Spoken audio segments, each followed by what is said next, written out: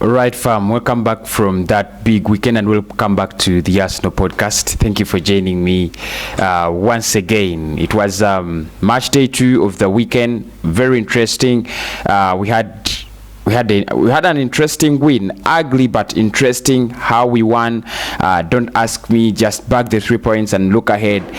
Look forward. We have Liverpool next. A couple of matches that were played on the match day 2, and I'll think about them.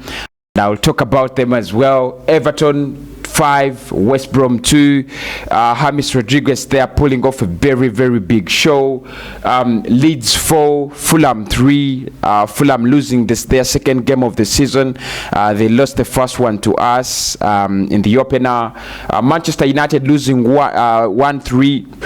or 3-1 to Crystal Palace. Wilfred Zaha, the best performance you can ever expect out of him as captain of Crystal Palace yesterday.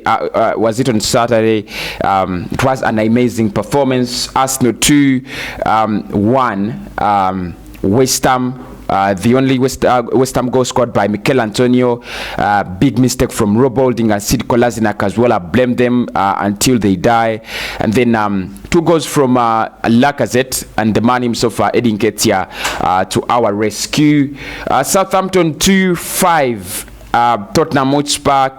Kane and Son scoring 4 goals against Southampton. What was that? What a performance that was. Brighton 3-0 Newcastle. I thought Newcastle were already back on the road, but it seems they have to struggle more than I think. Chelsea, the biggest game of the weekend. Chelsea 0-2 Liverpool. Chelsea getting a red card in that one. Masterclass from Sadio Mane.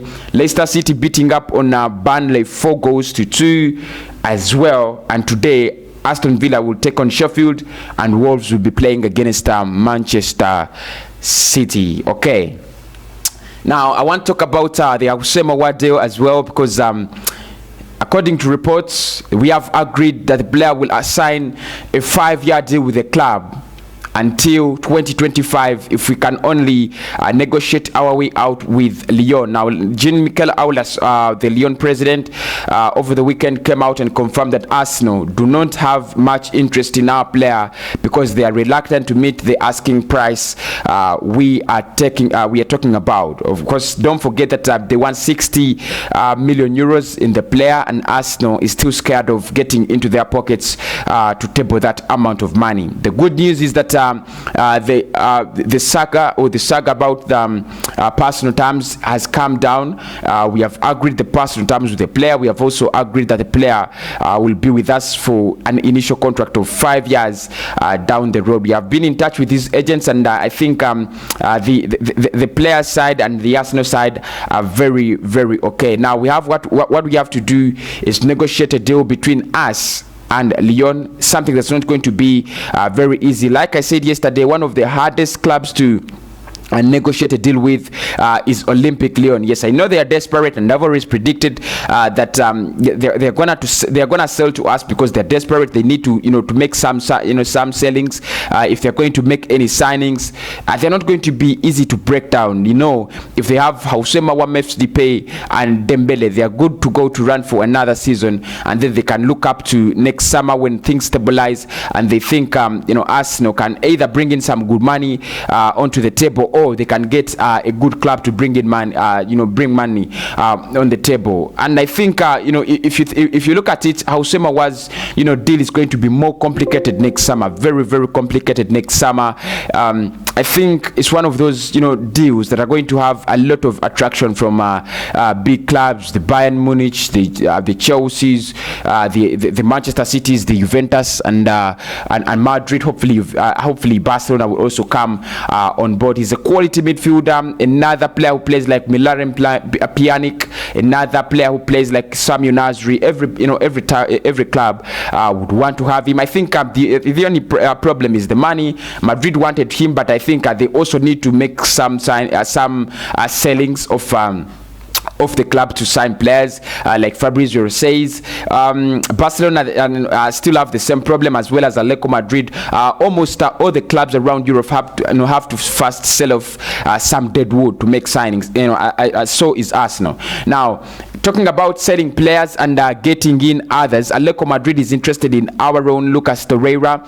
They have suggested that they would want to take him on a loan deal first and then sign him up at the end of the season that is coming next summer, but Arsenal has rejected that proposal. Now Arsenal is looking at getting in Lucas Toreira into a swap that would actually give us Thomas Partey at the Emirates Stadium. It's not very sure and it's not very complete whether Atletico Madrid are going to agree to this, because I think they value Lucas Toreira at around 25 million and they value Thomas Partey at 50 million. If we are going to throw one of them into the mix of a swap deal, that means Arsenal still has to to meet around 20 million pounds ahead of Lucas Toreira, and I'm not sure Arsenal is really ready to pay for that. But of course it could be a very good start and opener for negotiations for the Partey swap deal, because Atletico Madrid have always made it sure that, clear that they are afraid Arsenal could actually ambush them when they cannot actually get a replacement of the player anymore. So they will be more willing to listen to us. They will be more willing to listen to what we have to say, especially when we have a player like Lucas Toreira they need. And it is also confirmed that Diego Simeone has called and contacted Lucas Toreira and told him about a move to Spain. Talked about a few things with him, switching his mind from going back to Italy, because that was his first motive as the player. He wanted to go back to Italy. There is so much interest from there. Torino, Fiorentina, Sampdoria and a couple of other clubs. He would think of going back to Italy because he feels at home there. He came from there, but still, fellow South American says, "Why don't you come and play with me, lad? I want your services." So let us see how things are going to be moving on.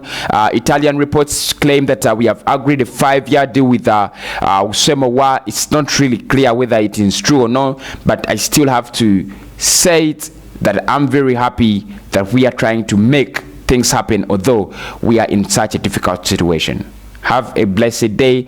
I'm coming back later with Arsenal versus Leicester City, the predicted lineup, the match previews, and so much more.